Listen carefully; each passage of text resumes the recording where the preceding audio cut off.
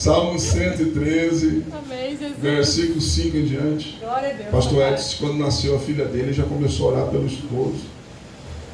A minha já comecei a orar assim: me prepara, Senhor. Me prepara eu, Senhor. Glória a Deus. Amém? Amém. A gente é muito zeloso. Eu sempre oriento a minha filha, digo: ó, filho, faz assim, assim. Nunca, minha filha, levanta a mão contra um homem porque você tem um pai. Se ele revidar, o seu pai vai preso. Então, por favor, filha, seu pai é pastor. Brincadeira, né? Deus prepara todas as coisas. Verdade. Salmo 113, versículo 5 em diante, diz assim: quem é semelhante ao Senhor, nosso Deus, que se assenta nas alturas, que se encurva para ver os céus e a terra, que do pó ele levanta o pequeno, e do monturo ele ergue o necessitado, e faz se assentar com os príncipes, sim, com os príncipes do seu povo.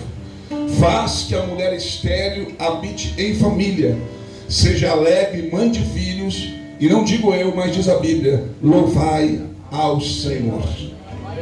Podem tomar os vossos assentos. Glória a Deus.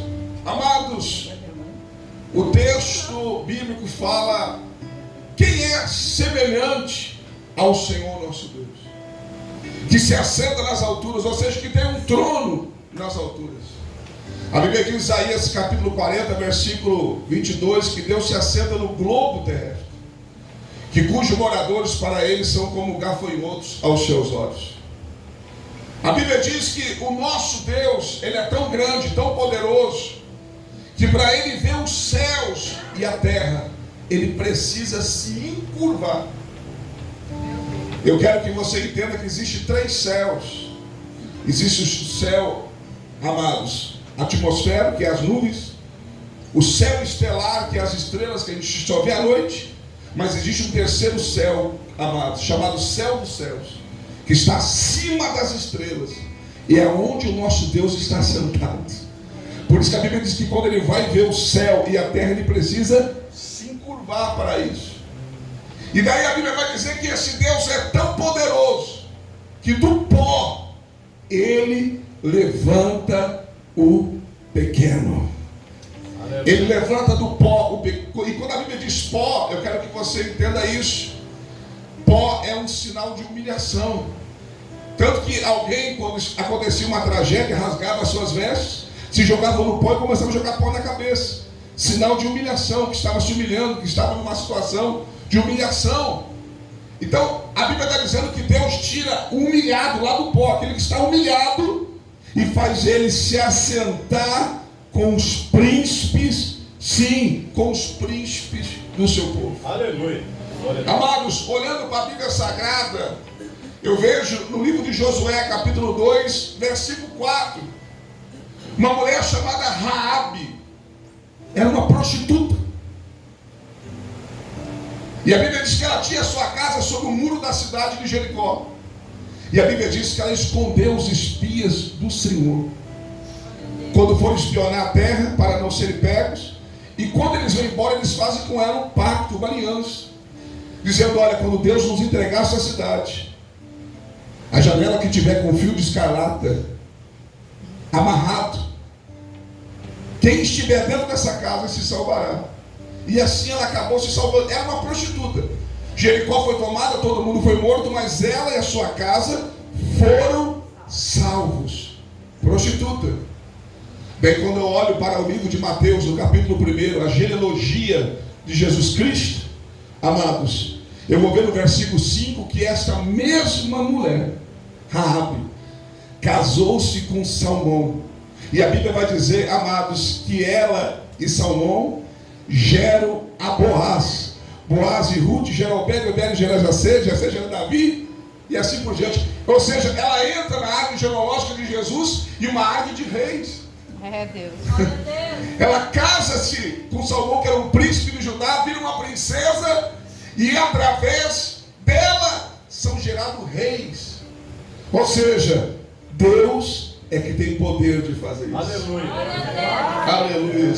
Quando eu olho, irmãos, para Juízes capítulo 6, versículo 12, Gideão, que ele mesmo dá um relatório de quem ele é, de quem era a sua família. Ele era o menor da sua casa e a sua família mais pobre de Manassés. E quem sabe a história, sabe que Gideão não só livra Israel da mão dos midianitas, mas ele se torna um juiz de Israel. Alguém que era menor, da família mais pobre, se torna juiz de Israel. É o Deus que eu estou pregando aqui nessa noite. Aleluia. Não importa a situação de humilhação que você esteja, não importa quão baixo você esteja, Ele tem poder de te levantar, aleluia, e te exaltar. Quando eu olho, irmãos, para Juízes capítulo 11, eu vejo um homem chamado Jefté. A Bíblia vai dizer que este homem era valoroso, que este homem era um guerreiro, porém, filho de uma prostituta. Ele era filho de uma prostituta. E a Bíblia vai dizer que através dele veio um livramento para Israel. E quem foi Jefté depois? Foi um juiz também de Israel. Ou seja, o filho de uma prostituta que Deus fez virar príncipe.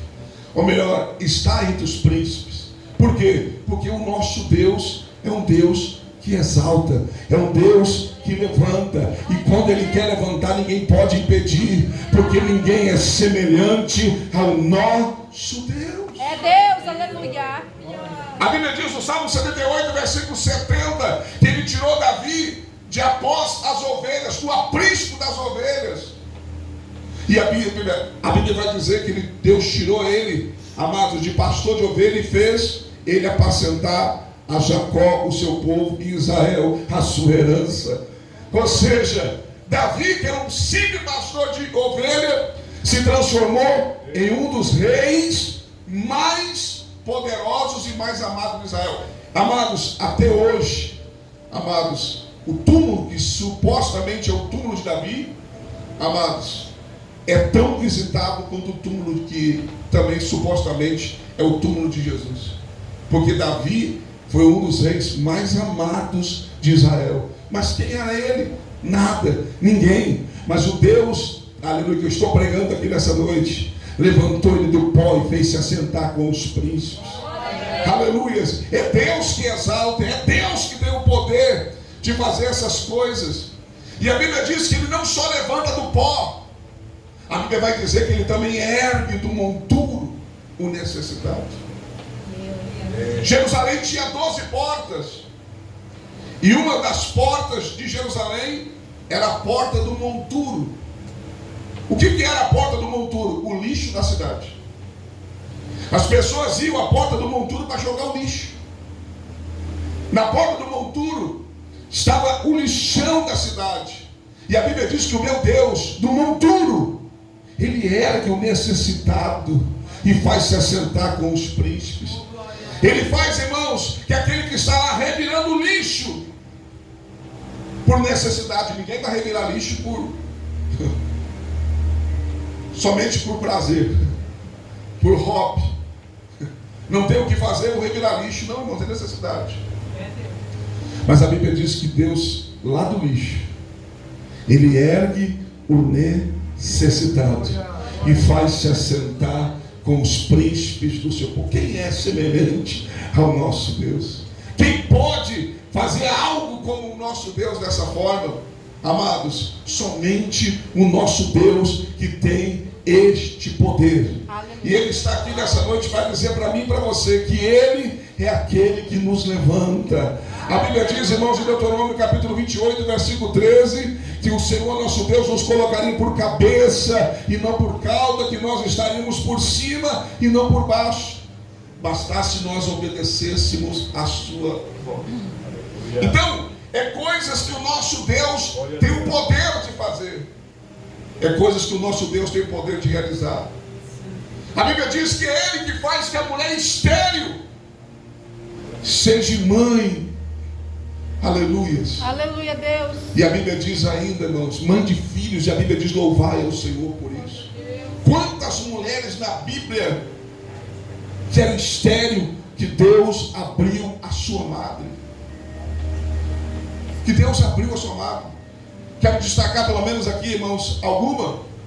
Sara. Deus fez uma promessa a ela quando ela tinha 65 anos de idade e Abraão 75. Levou-se 25 anos para se cumprir. Se cumpriu quando Abraão tinha 100 e ela 90. E além de ser estéril, a Bíblia vai dizer que ela já tinha, amados, perdido o costume das mulheres, ela não menstruava mais. Mas aos 90 anos de idade, ela gerou um filho para a glória de Deus. Aleluia. Teve que esperar, esperou, mas viveu o seu milagre. E eu vou dizer uma coisa para você, quero abrir um parênteses para explicar algo para você. Aquilo que mais demora,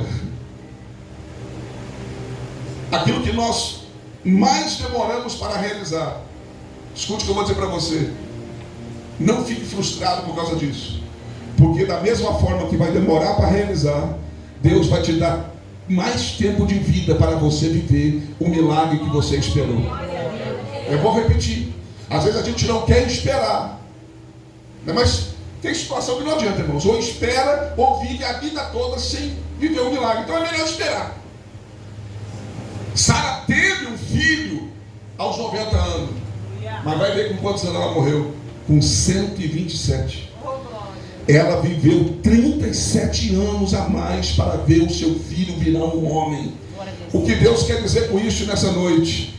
Que você não vai realizar o seu milagre hoje e vai morrer amanhã, não. Amados, você vai gozar, você vai desfrutar, você vai experimentar este milagre sobre a sua vida. Quanto mais demorou o milagre, mais tempo Deus vai tirar de vida sobre a face da terra, porque é Deus que faz isso. Ele que faz que a mulher estéril habite em família e seja alegre mãe de filhos. E era uma época, irmãos, onde a mulher que não gerava filhos não tinha valor. As mulheres da Bíblia, amados, que Deus fez milagre lá, que os maridos estavam, é porque amava demais. Porque não era costume. Não gerou filho, amados, a mulher era repudiada. Repudiada pelo marido, devolvida para a família. E a família passava uma vergonha por causa disso, porque uma mulher seca não gera. E ninguém queria ter uma mulher que não gerasse filhos. Mas a Bíblia vai dizer que Deus é aquele que faz que a estéril habite em família, seja alegre mãe de filhos. E a Bíblia diz para louvar o Senhor. A Bíblia destaca outra mulher, são várias, mas eu quero destacar pelo menos algumas importantes. Amados, Ana, todos nós conhecemos a história de Ana, que também, segundo os historiadores, esperou 25 anos. 25 anos ela foi a Siló sacrificar a Deus e nunca tinha filhos. Mas ela vai a Siló dessa vez e é diferente. E a Bíblia diz, irmãos, que ela faz um voto, e esse voto mexe com Deus. E a Bíblia vai dizer, irmãos, que ela diz para Deus: se tu me deres um filho varão, tem que ser homem. Ela ainda exige. Não era só um filho qualquer, é um filho varão, homem. Quando eu desmamar ele, com 2 anos, eu darei ele para a tua casa e ele te servirá todos os dias da sua vida. E ela fez esse voto, e esse voto agradou a Deus. E a Bíblia vai dizer, irmãos, que Deus lembrou dela. E a Bíblia diz que ela concebeu. E a Bíblia vai dizer que no ano seguinte ela não vem a Siló, porque ela está com o menino com 1 ano, está amamentando. Ela disse: esse ano eu não vou, mas o ano que vem eu vou para pagar o meu voto. E ela vai quando o menino está com 2 anos. E a Bíblia vai dizer, irmãos, que ela entrega o seu filho Samuel para servir a Deus todos os dias da sua vida. Daí alguém pode pensar: mas o que adianta pedir algo para Deus e depois ter que dar para Deus? Escute o que eu vou dizer para você: ninguém perde quando negocia com Deus. Eu vou repetir: ninguém perde quando faz negócio com Deus. Deus tirou a vergonha dela, Deus tirou o opróbrio dela, deu um filho para ela. Quando ela entrega o filho na casa de Deus, a Bíblia diz que naquele mesmo ano Deus visitou ela de novo. E a Bíblia diz que depois disso, amados, 1 Samuel capítulo 2, versículo 21, que ela tem mais 3 filhos homens e mais 2 filhas mulheres. E eu quero aqui dizer para você, ela tem mais 5 filhos. Mas me pergunte para mim, qual o nome desses filhos? A Bíblia não relata. Sabe por quê? Porque esses filhos, biblicamente, não viraram nada. Mas aquele que ela deu para Deus, virou profeta, sacerdote e juiz de Israel. Aleluia. Vou repetir. Amados, aquele que ela entregou para Deus, Deus colocou o nome dele na história. Ele se transformou, amados, profeta, sacerdote e juiz de Israel. Por quê? Porque esse ela deu para Deus. Aleluia. E aqui eu quero abrir um parênteses para dizer para você a importância de nós aprendermos a dar para Deus. Aleluia. Porque aquilo que você dá para Deus, Deus vai cuidar, Deus vai honrar, Deus vai fazer, Deus vai operar. E muitas vezes a gente é tão egoísta, irmãos, que a gente não entende, amados, o quão importante é isso. O quão importante é isso. Às vezes a gente quer para a gente e não quer dar para Deus. Pois eu vou dizer para você, dê o seu marido para Deus, dê a sua esposa para Deus, aleluia, dê o seu filho para Deus, porque o que você dá para Deus é de Deus e Deus vai cuidar e Deus vai operar. E vou dizer para você, às vezes você pode tentar e querer saber e ficar com os olhos, mas não adianta, irmãos. A gente não é onisciente, a gente não é onipresente. Eu costumo brincar com a minha filha, quando às vezes ela pede para sair, para ir a algum lugar, eu disse, pode ir, filha, não tem problema. Os olhos do Deus do teu pai estão sobre ti. Posso ir no shopping com a minha amiguinha, pai? Pode ir, não tem problema. Só não esquece que os olhos do Deus do teu pai estão sobre ti. Estão te contemplando. Aleluia. Eu não posso ver, mas o meu Deus está vendo. Aleluia. Está entendendo? E ela entrega para Deus.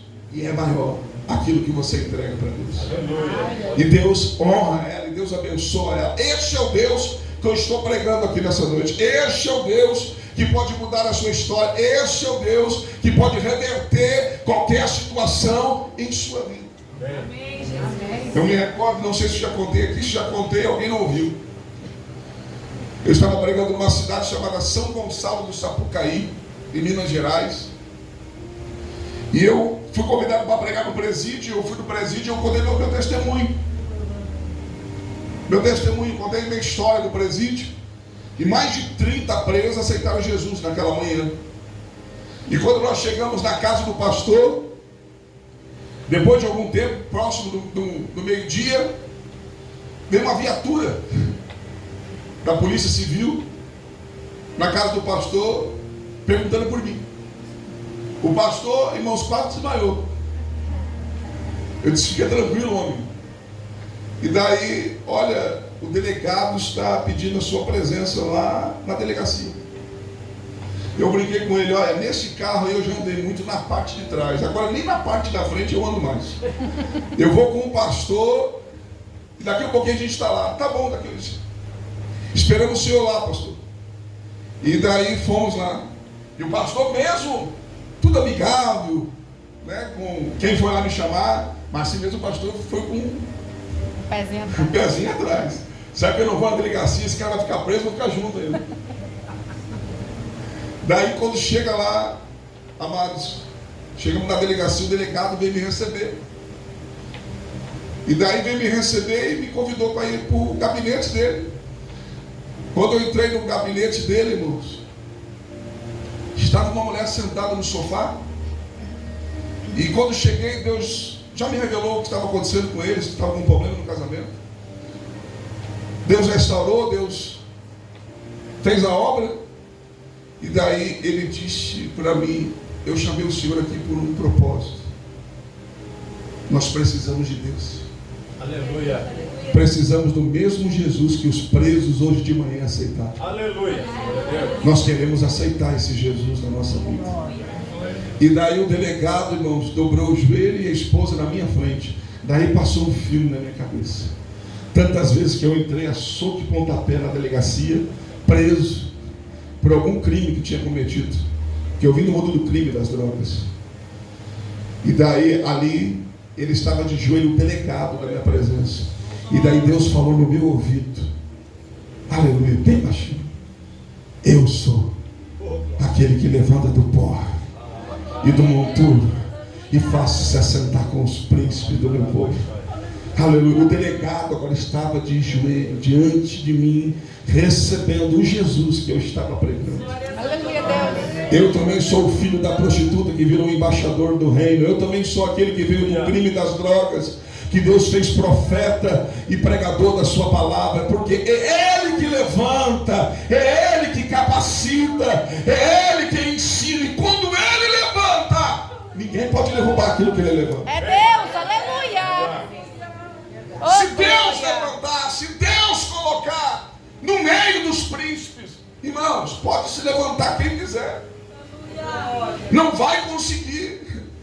Se é Deus que fez que a mulher estéril habitasse em família e se alegre mãe de filhos, não é ninguém que vai destruir essa família. Por quê? Porque foi Deus, e aquilo que Ele faz, ninguém pode destruir a sua obra.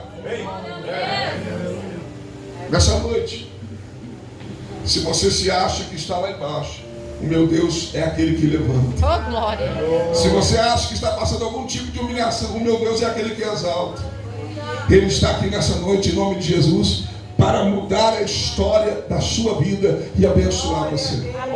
Quem é semelhante ao nosso Deus, que tem o seu assento nas alturas, aleluias, que se curva para ver os céus e a terra? Nessa noite eu tenho certeza, aleluias, a sua presença está aqui pelo seu Espírito. Os anjos, irmãos, eu não cultuo a anjo, mas os anjos estão aqui porque eles são ministradores, espíritos ministradores que ministram em favor daqueles que hão de herdar a vida eterna. Então é lógico que tem anjo aqui. A Bíblia diz que o anjo do Senhor acampa ao redor daquele que o teme e o livra. Se tiver uma pessoa que teme a Deus aqui, tem um anjo ao lado dele. Se tiver, irmãos, aqui uma dúzia, tem uma dúzia de anjo. Mas eu creio que nessa noite, aquele que se assenta nas alturas se encurvou para olhar para este culto nessa noite, para receber a nossa oração, para receber a nossa adoração. Se coloca de pé na presença de Deus adorando, se coloca de pé na presença de Deus glorificando, se coloca de pé na presença de Deus, amados, bendizendo a Ele. Aleluia. Vou deixar o Cristiano cantar uma canção a Ele, aleluia. Depois eu vou orar para você. Louva o Senhor primeiro.